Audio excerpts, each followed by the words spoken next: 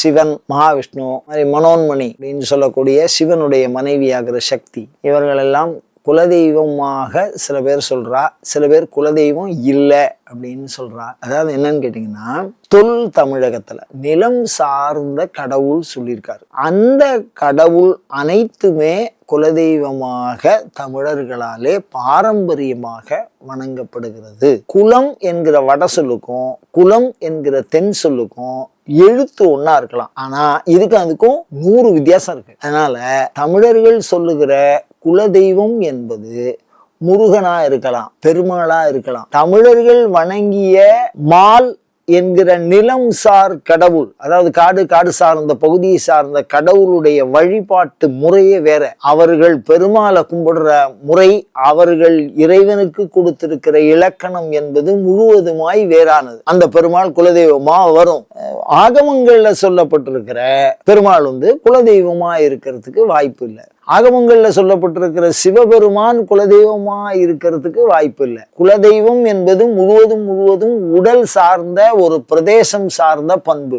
நிரும சமயங்கள் அகில லோகத்துக்கும் சேர்த்து இறைவனுக்கு லட்சணம் சொல்றது. சமஸ்த லோகத்திலையும் இருக்கக்கூடியவன், அனைவருக்கும் ஒன்னா அனுகிரகம். குலதெய்வம்னா ஒரு இனம், ஒரு மக்கள், ஒரு பிறப்பு, ஒரு அந்த மாதிரி பண்பு. அதாவது ஒரு மனிதனுக்கான தனி அடையாளத்தை விளக்கி சொல்லுவது. ஆதார் கார்டு மாதிரி இவ்வளவு கோடி மக்கள்லையும் அவனை எப்படி தனியா எடுத்து காட்டுறதோ அது மாதிரி வேற்றுமையில் இருக்கக்கூடிய விஷயங்களை காண்பிப்பதுதான் குலதெய்வம். அது தன்னுடைய இனத்துக்கு தான் செய்யும், அடுத்த இனத்துக்கு அது செய்யாது. ஒவ்வொரு குலத்துக்கும் குலம் இருந்திருக்கிறது.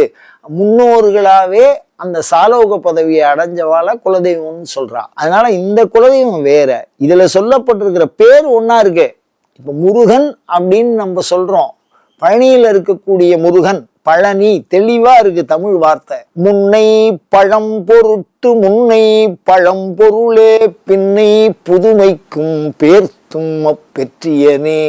பழம்னு நம்ம ஏதோ ஒரு கதையை சொல்றோம், ஆனா பழம்னா ரொம்ப தொன்மையானவன்னு அர்த்தம். அவனுக்கு முன்னாடி யாருமே இல்லைன்னு அர்த்தம், எல்லாருக்கும் முன்னாடி அவன் இருக்கான்னு அர்த்தம். அந்த பண்பு வேற, இந்த பண்பு வேற.